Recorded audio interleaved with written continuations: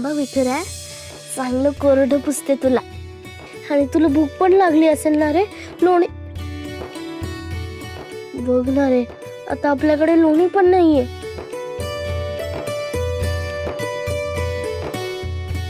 पण विठुराया, हे बघ, माझ्या आहोंनी माझ्यासाठी जेवणाचं ताट दिलंय. थांबा, तुला भूक लागली ना, तुला भरवते आणि मग मी खाते.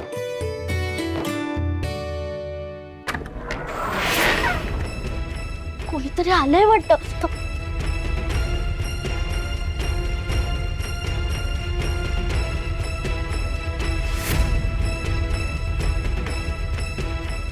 सासूबाईंना कळलं तर नसेल ना विठुराया विहिरीतून बाहेर आल्याचं?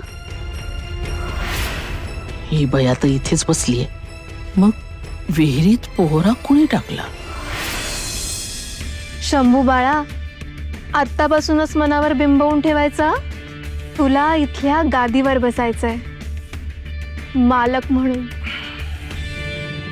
काय काय बाळकडू देता आमच्या शंभूदेवाला?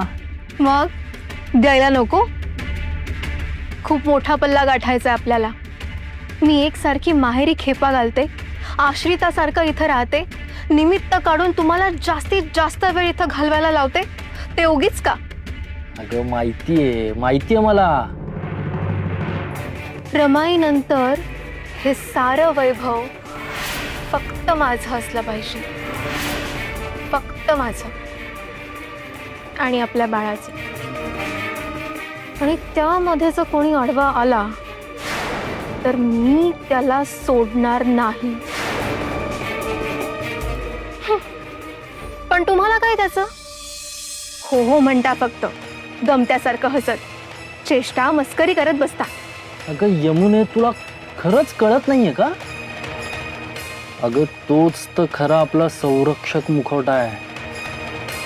तुझ्या त्या रमाईला आपल्या हेतूचा थोडासा जरी सुगावा लागला ना, तर ती शिल्लक ठेवणार आहे आपल्याला.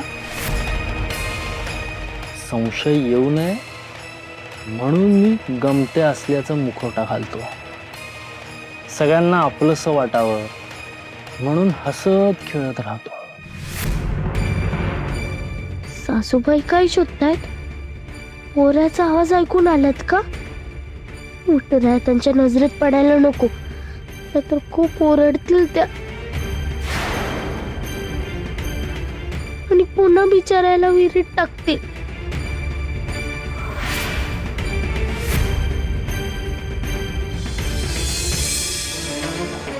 जेवणाचं ताट? मला सांगितलं नाहीस हे ताट कुणी आणून दिलं ते?